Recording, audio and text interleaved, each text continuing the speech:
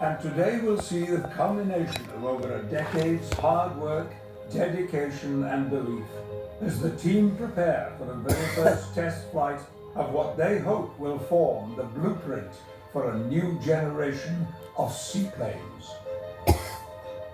But before they can even think about taking to the water, they need to establish whether the plane can fly at all.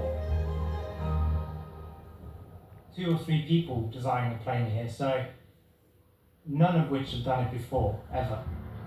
Everything in this plane has been made by hand, by us. And of course we've done everything we can to verify every single detail. But at some point, somebody has to take that plane off the ground. And you want the person that can handle the worst case scenarios, who can keep their cool, and you need a professional. Otherwise, you might end up crashing the plane if something is off. And the chances that something small is off is quite high with a concept like this. And the person chosen to take the controls is Eskil Amdal, Norway's most experienced test pilot. A man who has flown everything from World War II fighters to the latest F-35 Lightning. So everything is theoretical up to the point where this aircraft leaves the ground. Everything is just on paper. So you have an aerodynamicist saying, yeah, it's going to be stable, but you don't know until you fly, right? So it's this extremely nervous time. And it's almost a blur for me, everything up to the test flight. Okay.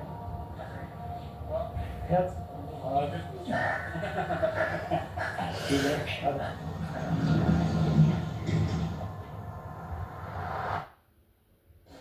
הפקרת אותנו, מר ביטחון עלק. אתה הראש, אתה אשם. אתם הולכים לטעום מוצר חדש של מקדונלדס. אבל יש קאץ'. אוקיי. עדיין אסור לכם לטעום את המוצר עד שתשמעו את הסאונד הבא. אוקיי. אם רק אחד מכם יטעם, הוא יקבל אפי האוור של המוצר למשרד שלו. אם שתיכם תתאפקו, תזכו שתיכם בהספקה של המוצר לחודש. אם שתיכם תואמים, לא זכיתם. הבנת? בזמן שאתם מחכים, אתם לא יודעים אם השני טעם. אוקיי, בשביל זה לאלה. לא איתו. אני לא איתה. מכירה אותך. בהצלחה? תיזהר ממנו. זה קר. מה אתה נוגע? וואי, זה גלידה? לא לטעום אבל. לא, אני רק מריחה. זה עבוד. יואו, זה ריח מתוק כזה. מה זה, מרשמלו? איזה ריח טוב. היא אוכלת? בוא'נה, 6 שנים אנחנו ביחד, אתה לא סומך עליי. 6 שנים ובחיים לא אמרת לו לגלידה. אוקיי, הפסדתם.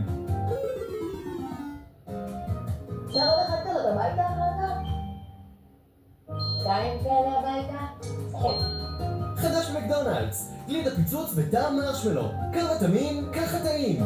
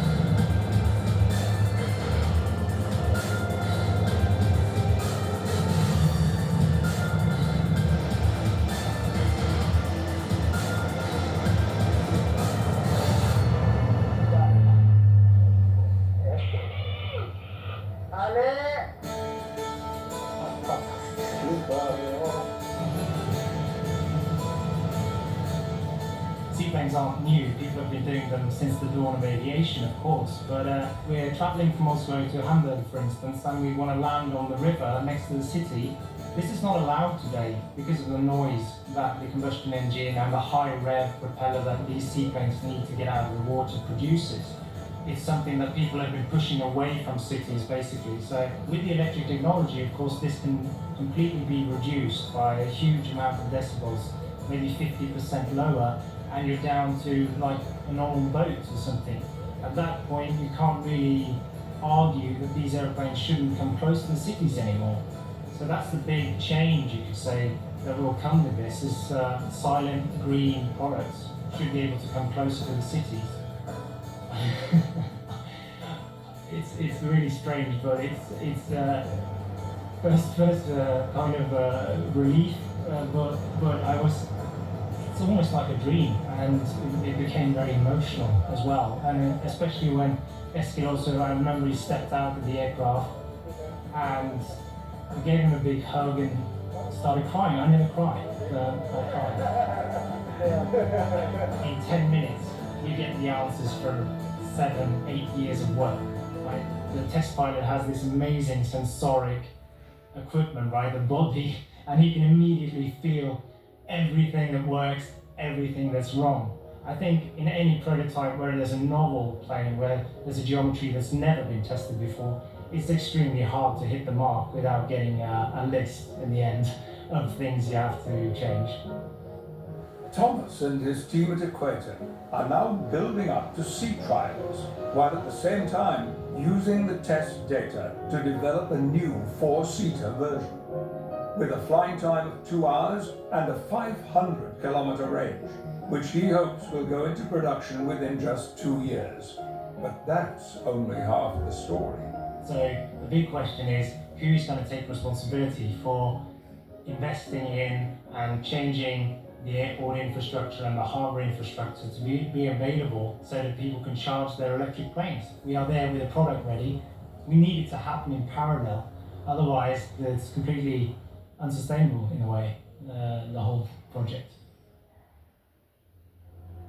One of the things that we need is universal systems that we can all just walk up to and plug into. What are we talking about? We're talking about what kind of voltage we use, what sort of power we can deliver and how long it'll take. And in the simplest case, it's what shape is the connector that plugs into my aeroplane today. Aware of just such issues, Sweden and Norway have jointly set up Green Flyway, a unique international test arena for future aviation. Covering a vast area and including 2 international airports, it's a place where designers, engineers, and aerospace companies can develop ideas, test theories, push boundaries. The scheme represents a bold statement of intent and is attracting aviation pioneers from around the world. I'm representing PureFlight from it's a company from Czech, and we have developed this airplane.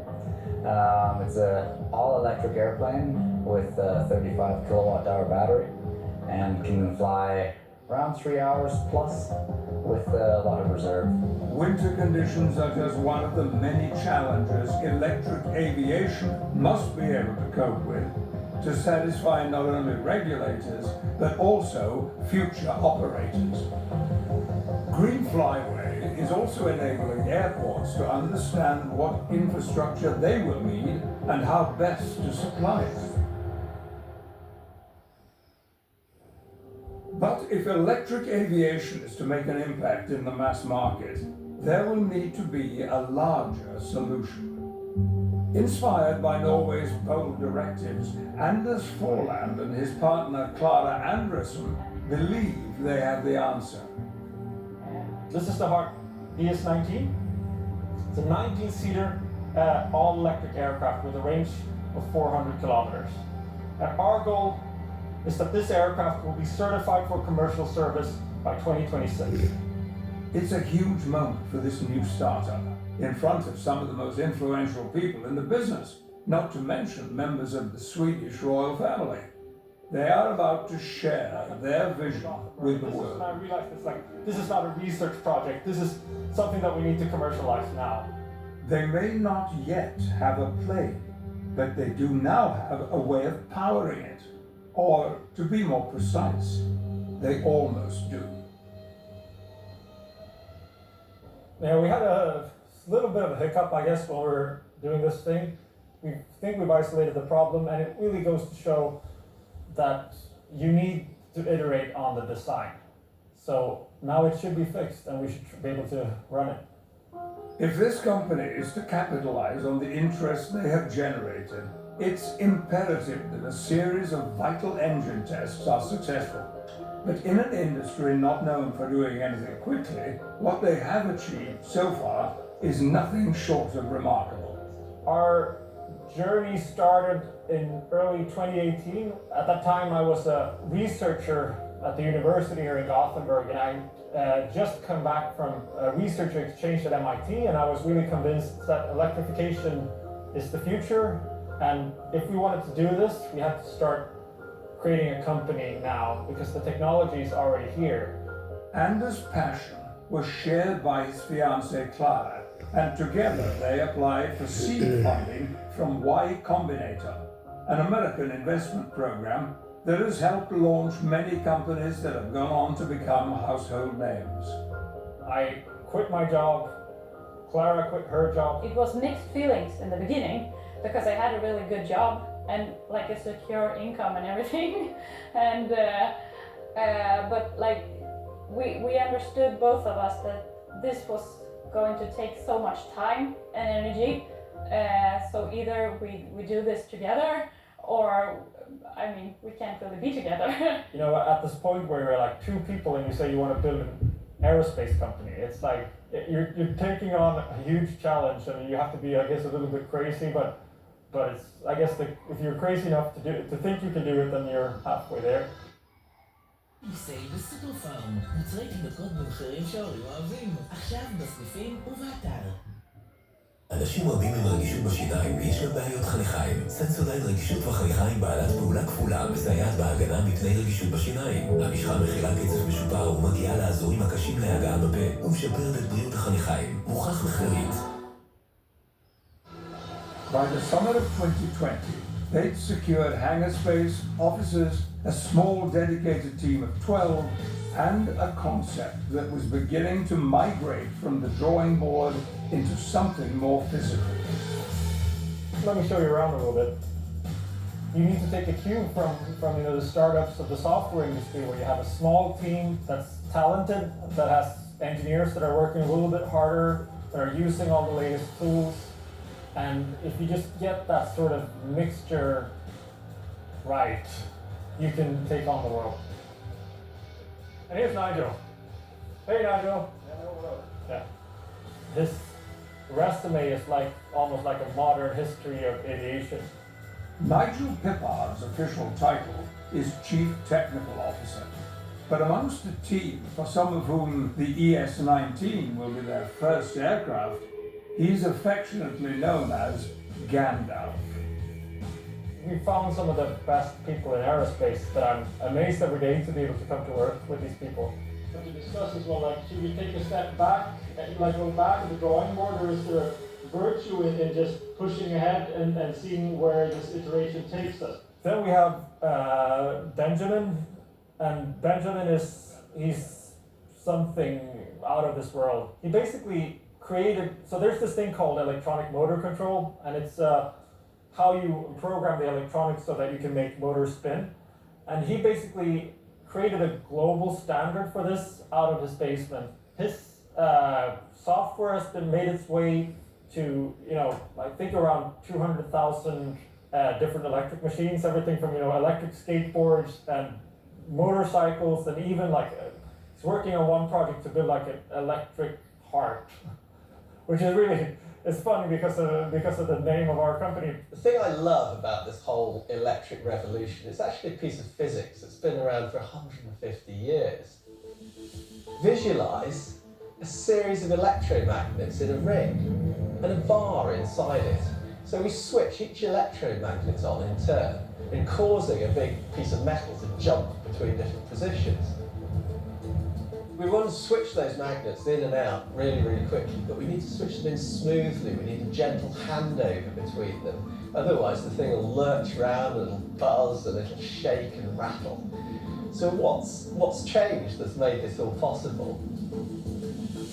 The extra magic that made it all possible was cheap computers in the 1980s. The moving parts in this thing is simply a lump of iron in the middle. But what does it give us? It gives us an incredible force, something that a conventional electric motor can't. And the fact that we as a small startup can develop something with the performance of the jet engine and efficiency that's about 3 times better, and do that in 5 months. I mean, it's like too good to be true for an engineer. It's like really, really exciting. So this is the equivalent for the 21st century of the mechanical engineer in the garage tuning his internal combustion engine to get that perfect sweet note and the best performance out of his engine. But these guys today, they're using software. The entire electronics and software for the entire rig here is something that we have, that I have written mostly by myself. I think for the certification, to make sure that everything is safe, you almost need to be able to build a system like this in order to understand it well enough. And that certification process is also behind what to some might seem the rather unusual choice of having 19 passenger seats. In reality, it's just one of many examples of the pragmatic approach this young company is taking to get a large electric passenger plane into the skies as safely and quickly as possible. This year, the first electric aircraft was certified. So that was the Pipistrel Velis Electro is what it's called right now. It's a 2-seater aircraft, and that's a certification basis. Certification signifies the airworthiness of a particular category of aircraft and is needed for serial production and commercial operation. That extends up to 19 passengers.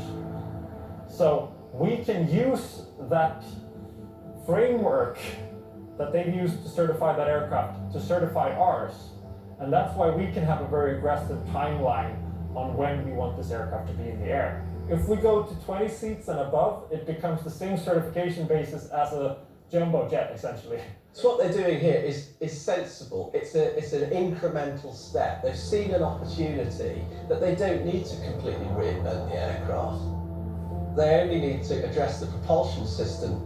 But if this vision for a brave new world is to become a reality, Anders and his team need to prove that their motors and batteries are up to the task. As a simple way of recreating how a motor would drain the batteries in real life, they've come up with the ingenious idea of using an array of halogen light bulbs. And the thing that happens is that when you're just starting, you draw the most power, because you have to take off and climb. And then eventually we get to cruise when we don't climb anymore, and then the power is going to drop. We can probably hopefully see that the lights get dimmer now, and that is because we need less power to just keep the same altitude and keep going. As far as we can tell, these batteries are going to last for a very long time, and that makes me really positive to this whole thing.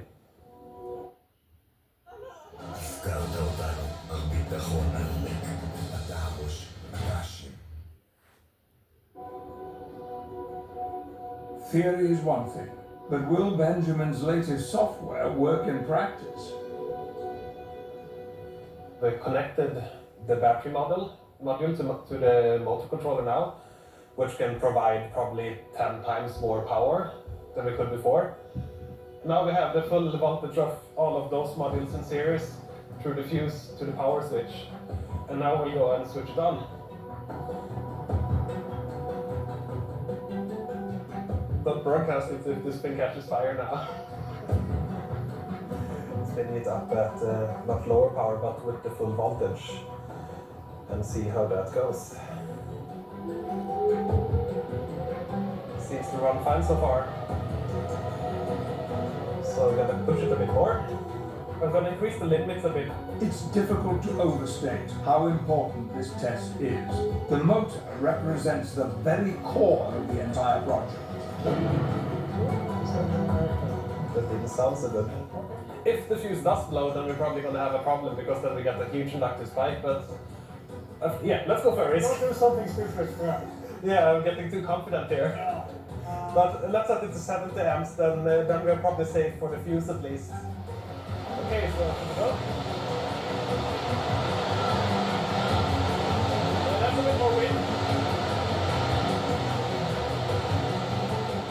The ES-90 is now one step closer to reality.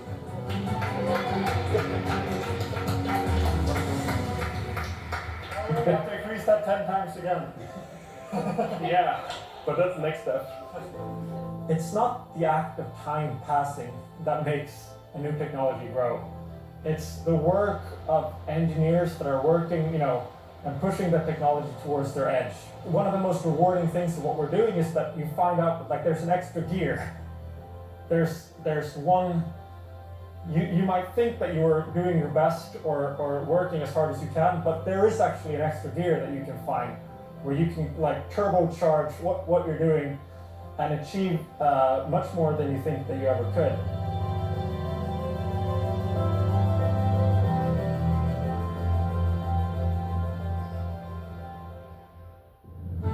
But what if you don't want to wait a few years for a new electric aircraft? When de Havilland's DHC-2 Beaver first flew in the summer of 1947, few could have imagined that over 70 years later, the same airframe would herald a new dawn in the history of aviation. To take that aircraft that you love, that fits your needs, that does what you need it to do, except for that engine, convert it to electric, can actually make sense. And so we're enabling the operators, no matter what their path is and their growth is, to go electric. Which is exactly what Harbour Air in Vancouver chose to do with this iconic float plane. But it required more than just a straightforward swap. When you go from a large, heavy radial engine, for example, on the E-Beaver, and you go to a small, lightweight electric motor, in order to maintain the center of gravity of the aircraft, we have to put the motor more up front. So we basically elongated the nose of the Beaver, making it more aerodynamic. In December 2019, its 750 horsepower electric motor was about to be put to the test. With the attention of the world's press fixed upon it, it would attempt to become the first full electric commercial aircraft in history.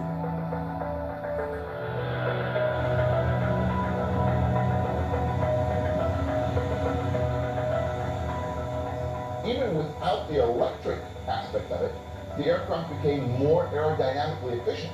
So we could, with less power, fly the same aircraft, which was a tremendous lesson in itself.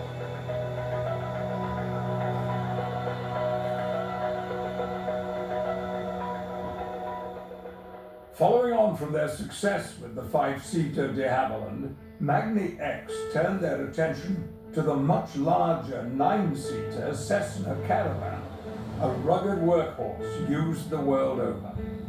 When you're doing something that wasn't intended to be done, then there will be both losses and gains. If we take the Cessna Caravan, for example, on a regular engine or with its internal combustion engine, you'll be able to fly up to 1,000 miles in range. 1,000 miles, which is phenomenal. Now, no one really flies 1,000 miles in a Caravan. There's no restroom, it's unpressurized, etc. But it can fly up to 1,000 miles. On batteries, the electric version can only fly about 100 to 150 miles with today's batteries. The flip side is your costs have gone down significantly. For an hour and a half flight, you'll spend $24 on electricity. $24. Compare that to the same internal combustion engine Caravan for the same 1.5 hours. You'll spend $404 on fuel. $404 compared to $24. That's fuel alone. The potential niche appeal of such retrofits is just part of the picture. In reality, they are serving a much larger purpose. So if you were to go a year ago or 2 years ago to a battery company and say, hey, why don't you guys develop a power source, a source of electricity for an electric plane? The answer would have been, what electric plane? Had you then gone to airplane manufacturers and said, hey, why don't you guys develop an electric aircraft? The answer would have been, with what propulsion system? Now there's a propulsion system that is powerful enough, lightweight enough, reliable enough, redundant enough, etc., to power an aircraft. Now design these aircraft for it. I was swimming across the ocean to hold on to you. I don't know where you've been, so right out of my head. I swear you'll be for me.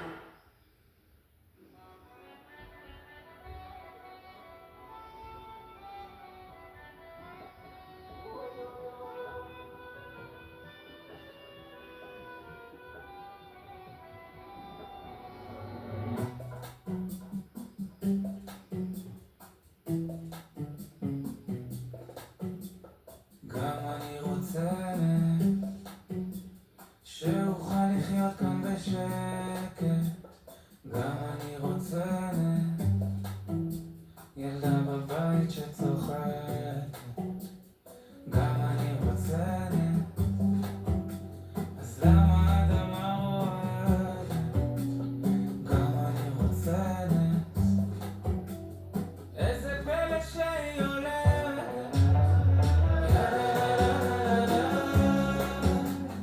כמה פשוט שזה יהיה, שמשהו יבוא ויקרה, גם אני רוצה נס, שחושך לא ישלוט יותר, גם אני רוצה נס, האלוקים לא ממהר, גם אני. Which is exactly what a physicist based in Israel decided to do. But first, he needed a company to make it. So, he started his own. A lot of people, when we started this endeavor, a lot of people asked us, well, you intend to be the Tesla of the skies? And we said, no, this is the wrong comparison. We're trying to build the Model T of aviation. We're trying to build that aircraft that allows regular people with regular income to use the skies for regular transport. That's very different. That's not your odd vacation business trip or, flight to visit auntie someone. This is your day-to-day commute we invented. Having a dream was one thing, but the big question was, would anyone else want to share it? So you need your operators to really be in a position that it makes economic sense for them before you can say, okay, don't worry about it, I'm going to build a car-like aircraft and everybody's going to buy it and it's going to be fine. The it's going to be fine part is not really part of the aviation industry on a day-to-day basis. The sector they wanted to target were the operators of small regional aircraft. After much consultation, it turned out that 9 was the magic number. But in order to break into the market, they were going to have to come up with something pretty special. So the Aviation Alice is a 9-seater aircraft, 9+2, meaning it has room for 2 pilots or crew members. With a range of over 440 nautical miles and a cruising speed of 220 knots, the Aviation Alice offered the promise of low operating costs made possible by its electric motors. It was enough to secure a substantial prospective order, which meant that the pressure was now well and truly on. One of the things we did, actually the first investment of this company, was to buy an really obscenely large supercomputer and use it for simulation.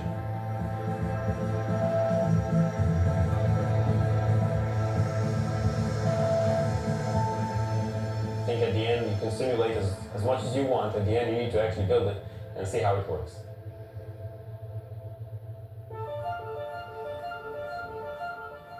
So how many planes we've built before Aviation Alice? The simple answer is 0. As a company and as a person, we've never built a plane. And I think it's, I don't want to call it refreshing because it's obviously there are some advantages to coming in to a project with the enthusiasm and the kind of clean slate design and thinking. But in all honesty, this is a very, very humbling industry and there's plenty to learn.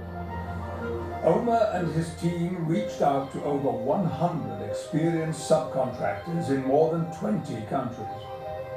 We had to go through the, jump through the hoops and convince them that this is worth their effort and this is worth their risk sharing so that they can be on board this aircraft. Some of them are huge names that everybody knows in the industry. Some of them are smaller players. But the joke in the company goes, how do you build a plane with 50 people? And the answer is, well, together. You need a lot of people working with a lot of other people and a lot of kind of expert groups. So there is a design, but it doesn't mean we're the best people to, for example, build the tooling and actually execute on building that wing. One company that took no convincing was Magni X. When you can design something from scratch and have higher redundancy of propulsion systems and put them in really efficient places because they're suddenly small and lightweight, you can do some amazing things. The Eviation Alice has 3 motors, 2 of them on the wingtips. There's a lot of aspects to that increase the efficiency of the aircraft. For example, sometimes you see these really cool movies of aircraft flying through the air and they have these really nice smoke swirls on the tips of the wings. It's really cool visually, it's really bad for the aircraft because this creates tremendous drag on the aircraft and it's basically pulling the aircraft back, which means you have to put more power in order to move forward. Imagine if you could put propellers on the wingtips that rotate exactly the opposite to those swirls you get to see, basically eliminating them. Suddenly the aircraft can fly smoothly through the air and have less drag, which means you need less power to fly. When you have propellers at the tips of the aircraft, you can actually use them to help you control the aircraft.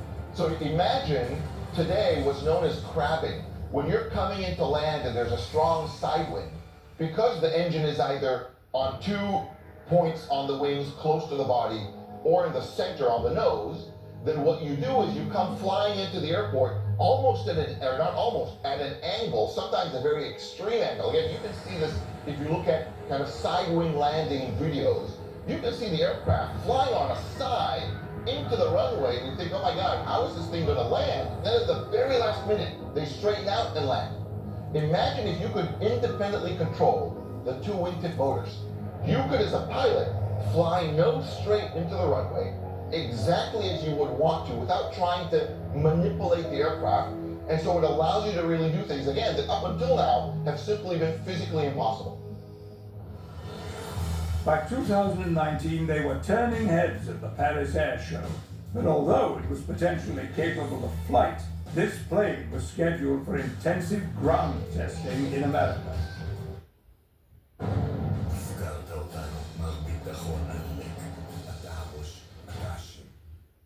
פתח מפריגת מיקס. מיקס אבטיח נענה ומיקס מלון נענה. פריגת, בטבע שלנו.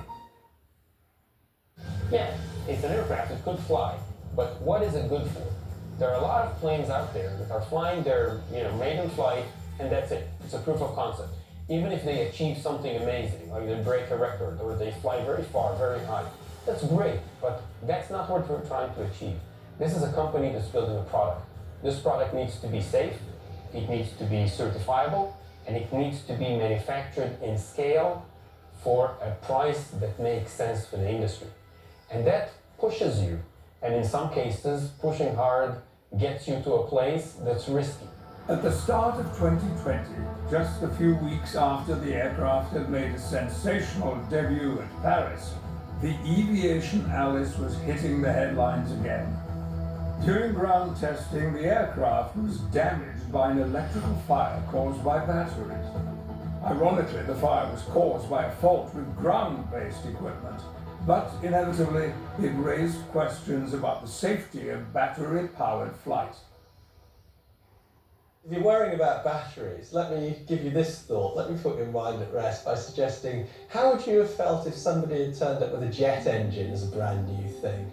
Imagine what we'd be up against if we tried to persuade somebody to get on board a vehicle carrying 100 tons of kerosene, and then someone explains to you that they're going to set fire to it just over there on the wing next to where you're sitting. You might be alarmed by having a fire. All I'm concerned about is, can we contain that fire when it happens? Because the fire, it's a sign that we're pushing the technologies, we're discovering the boundaries of where we can go. One way I always put it is, we as engineers have suffered, so you, the customer, doesn't have to. As one of my good friends in this industry told me, Omer, you're building an aircraft, you have all your people safe, 3 wheels on the ground, and the aircraft is still standing. That was a good day. The testing campaigns that we're taking are part of the development process that you cannot avoid. If you're avoiding it, you're not going to have a proper product at the end. One design change that came about as a result of the fire was another layer of safety. The battery system was separated into 16 fireproof compartments, each with enough energy to safely power the aircraft on its own. If, God forbid, it happens, and obviously you need to prevent it, it's still safe for the mission and for the passengers. Maybe you won't get where you wanted to go, but the idea of aviation is not just prevent failure. It's if something happens, fail safe. And that's where we're going, and I think right now on the battery front, that's where we are. With flight testing about to begin and an estimated price tag of $8 million, the Aviation Alice has already secured high demand for potential orders, and the company are already planning an ambitious production run. I think hundreds per year that will add up to quite a few thousands within a decade would be a realistic approach.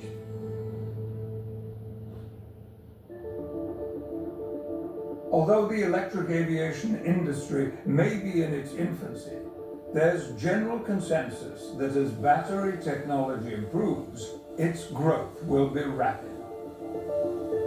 Anecdotally, when we started flying the e-beater, we had batteries that were about 145 watt-hours per kilogram. Today, we're already seeing batteries at 400 watt-hours per kilogram. This is less than 12 months later. On the one hand, the chemists are going away and discovering new chemicals that allow us to cram more energy into the very box itself. Then there's systems engineers like me who are finding ways to operate those batteries more efficiently, to nurture them and coddle them, as it were. And in the middle, the electrical engineers can arrange these cells in different configurations as well. Do we put them front to back? Do we put them side by side? All these options are up for grabs in this brave new world.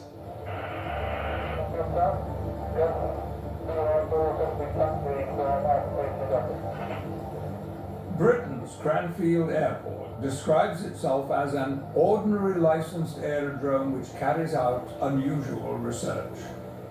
Although today this is just a ground test, this same plane, operated by Zero Avia, was the world's first commercial-grade aircraft to complete a flight powered by a hydrogen fuel cell.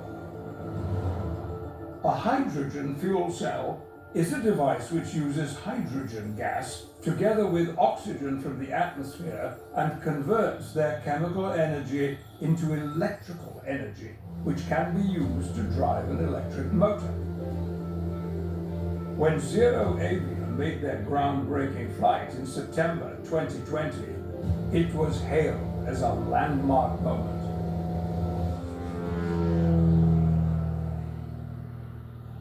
In the conversion process, so taking the chemical energy of the hydrogen into usable electric energy on the aircraft, you combine hydrogen, H2, with oxygen from the air, which is O2, and bringing that together creates H2O, water. And that is really the only waste product that you have on a hydrogen electric system like ours. And that water you can discharge during flight, and it does not create harmful emissions or any climate effects. אתם הולכים איתו מוצר חדש של מקדונלדס. אבל יש קאץ'. וואה. עדיין אסור לכם לטעום את המוצר עד שתשמעו את הסאונד הבא. אוקיי. אם רק אחד מכם איתם, הוא יקבל אפי האורך של המוצר למשרד שלו. אם שתיכם תתאפקו, תזכו שתיכם בהספקה של המוצר לחודש. אם שתיכם תואמים, לא זכיתם. בנת? זה לא שאתם מחכים, אתם לא יודעים אם השני טעם. אוקיי, בשביל זה נהנה. לא איתו. אני לא איתם. מכירה אותך. בהצלחה? תזלם ממני. זה קר. מה אתה נוגע? וואי, זה גלידה? לא לטעום אבל. לא, אני רק מריחה. זה אבוד. יואו, איזה ריח מתוק כזה. מה זה, מרשמלו? איזה ריח טוב. היא אוכלת? בוא'נה, 6 שנים אנחנו ביחד, אתה לא סומך עליי? 6 שנים ובחיים לא אמרת לו לגלידה. אוקיי, הפסדתם. אפשר עוד אחת כזאת הביתה אחר כך? 2 כאלה הביתה? נכון. חדש מקדונלדס, גלידה פיצוץ וטעם מרשמלו. כמה טעים, ככה טעים. איבסי בסופר פארם, מוצרי תינוקות במחירים שההורים אוהבים, עכשיו בסניפים ובאתר. Their first flight was only around 15 minutes. Now they're testing the systems in preparation for a flight that will last over 2 hours and cover 250 miles. Now, of course, as this gets rolled out commercially, you will start needing to have stationary infrastructure. And that is something that we are working on as well, to make sure that at an airport you can produce hydrogen from renewable electricity, so zero emissions. You can store it on site, and you can fuel it into any aircraft that you will want to fuel.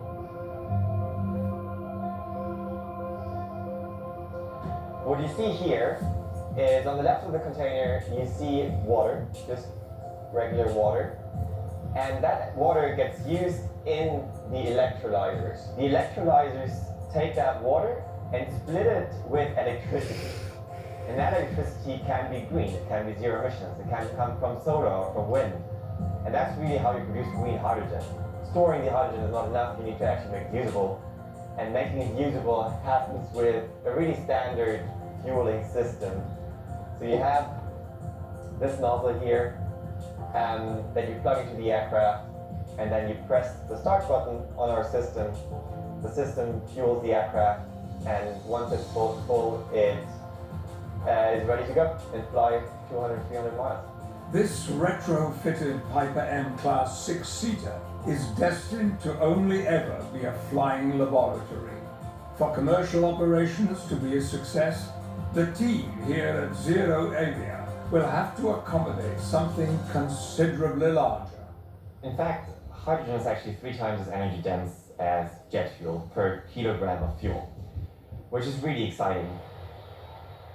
As an example of why it's so important, the maximum takeoff weight of an Airbus A380 is 565 tons.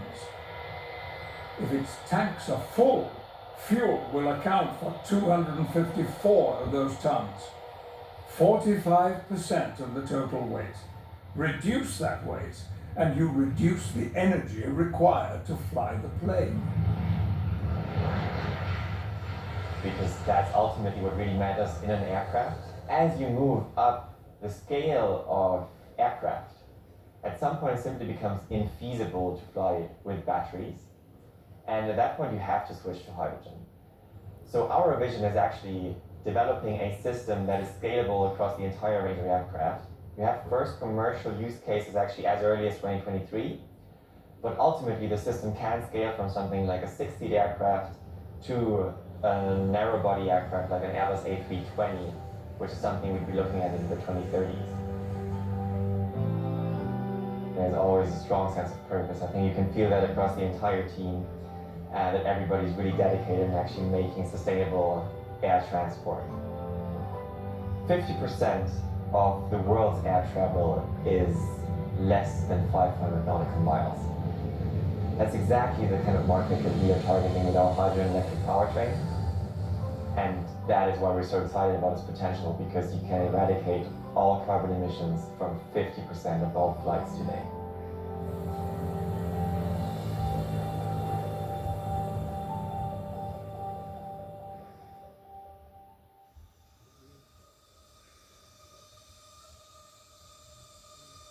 Seems like a silly little toy, but in fact it contains all the systems that are shaping a whole new sphere of electric aviation. At Marina Bay, Singapore, a team from the German company Volocopter are making last-minute preparations. They hope that this aircraft will be able to make a landmark flight that could shape the future of urban air mobility. The origins of this remarkable story can be traced back to 2011, when Alexander Zozel and his friend, software designer Stefan Wolf, unwittingly became internet sensations. Well, it all began when I saw these small little multicopters, I mean the remote controlled ones. You know, I'm kind of a technical guy, so I thought, what would it take to scale up such that a human can fly with it? It was the first manned flight of a vertical takeoff aircraft powered by electric motors, but it was their choice of undercarriage that also captured people's imagination. We were thinking about a solution that was very lightweight.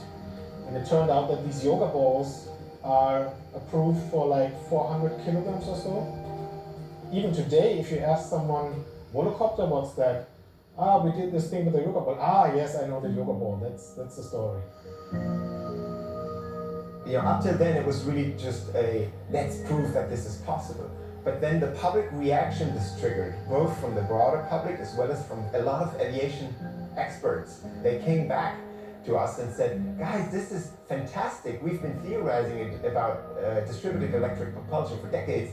And here you go actually proving the point, because this opens up a whole new paradigm for safety in aviation.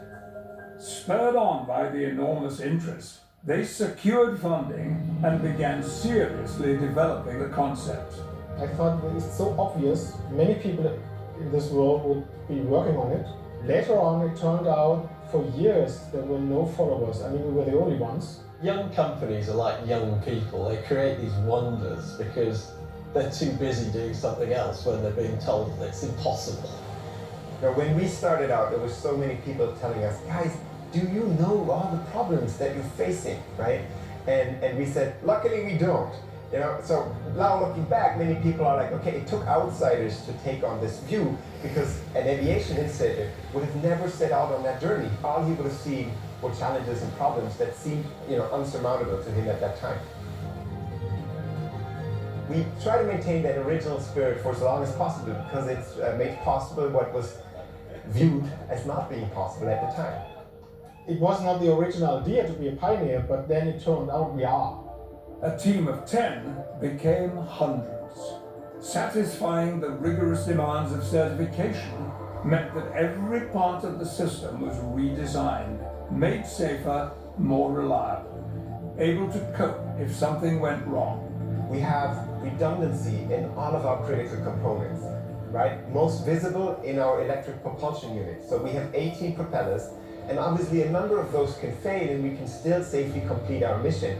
And this is completely new. If you look at a traditional helicopter, there's a whole very complex change of components, mechanical components, that if one of those elements fails, the entire aircraft is in serious problems. And that's very different here with the volocopter. And this safety architecture allows us to build air vehicles that we weren't able to build in the past that are much, much safer than what we know today. This, combined with the much lower noise levels, means that objections that had previously applied to helicopters operating in cities could potentially be addressed. Which is why this flight in Singapore was so important. Having secured permission to fly here, Volocopter hoped that it would be a glimpse into the future. Duncan Walker from British company Skyports was responsible for creating what can best be described as a temporary pop-up airport, known as a vertiport. Yeah, hundreds of people in the vertiport were waiting, and it was torrential. Absolutely, Singapore is just pouring rain, pouring. Not so happy about the weather. Yeah, we're a little bit nervous that the whole event would not happen. It's military airspace, so you only get a defined area. It's not like you can just kick it down the road and say, oh, we'll do it at 2 because 1 o'clock doesn't work. You're doing it by midday or you're not doing it. So we had all these people cutting the ribbons, press, the TV crews were there. And at the last minute, the skies opened up around the bay.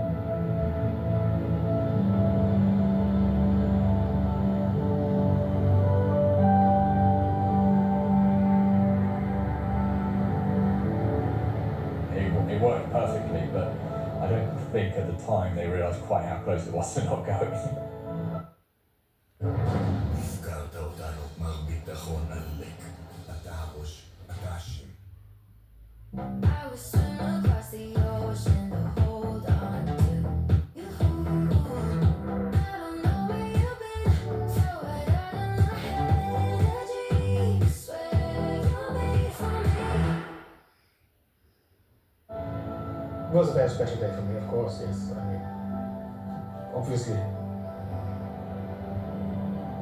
And we got incredible feedback from regulators, from city officials, from administrators, but more so from the public who for the first time had been able to see it, sit in it, understand what it was, hear it, or more importantly, not hear it. They don't even turn around because they don't know it's there. So there are a load of really great things we could take from that and then apply them to other cities around the world. We don't want this to be a rich man's toy, very similar to helicopters are today. We want this to be a professionally operated fleet available to the public. That means the citizens and the visitors of a city. And by that, we can actually democratize the access to this new technology, and we can scale our services to a degree. We have the potential to offer this at the price slightly above today's taxi ride, which really makes it accessible to broad audiences around the city. But this is just the first part of a far more ambitious plan. Initially, these aircraft will have pilots. However, in the future, the intention is for them to be autonomous. But what exactly does that mean?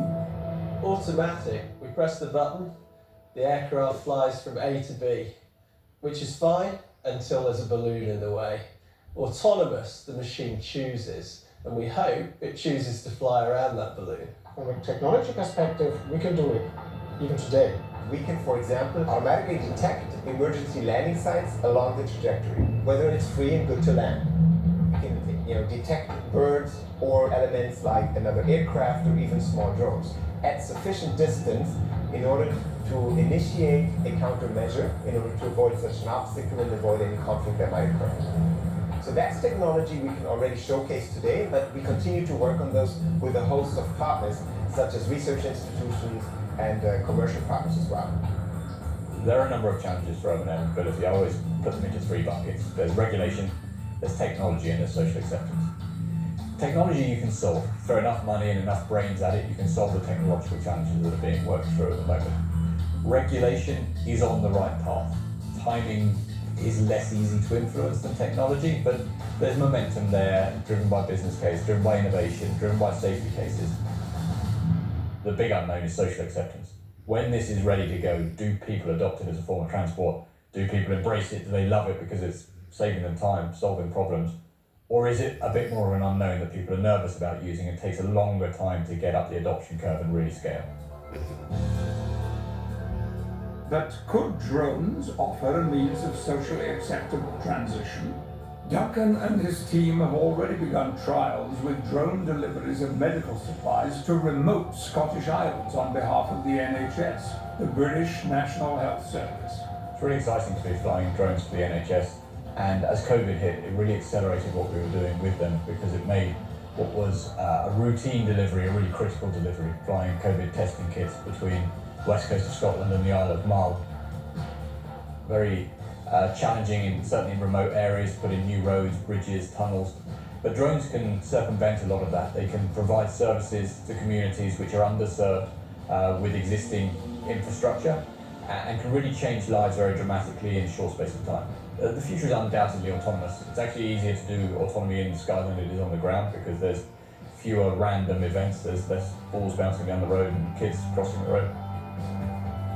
In recent years, there has been a proliferation of new companies entering the urban air mobility market, hoping to be part of this new autonomous revolution. There's nearly 200 companies out there in the world at the moment, and that's not including the ones that are working in secret, and there is such a thing. One company, EHang, based in China, has even begun making autonomous passenger flights. So they've been able to create a very, very nurturing environment within their own borders. The problem is when they come to export into the wider world. The regulatory regime in China is very different to the rest of Asia, to Europe, to the US. And in controlled environments, they can do things, frankly, just much more quickly than we can do in the Western world. How that translates to the Western world is a bit of an unknown. There's going to be an issue of how do we mesh those different regulations, and it's going to become a political issue, and only time will tell to see how that plays out. So what about the future of urban air mobility? That's going to be up to us, frankly. We've got the technology, we know what we can do. The biggest issue is going to be, do we want it? Without question, the way we fly is about to change. A change that is not being driven by the conventional aerospace industry, but by a new breed of aviators not afraid to think differently. As long as we continue to say, well, if the solution isn't 100% and it can't do all of my ranges and replace all of my aircraft, I'm not going to do it. That's putting your head in the sand and saying there's no problem. Instead, change the way you think and look at it piecemeal. If there's something I can solve today, let's solve it. You have the power to actually do something yourself. With that power comes the responsibility to do something about it. So here we had some guys who built something in their garage and showed to the world it's possible, but all the aviation industry had nothing. It starts on this level of small, light planes, and it will grow into larger systems as we move ahead.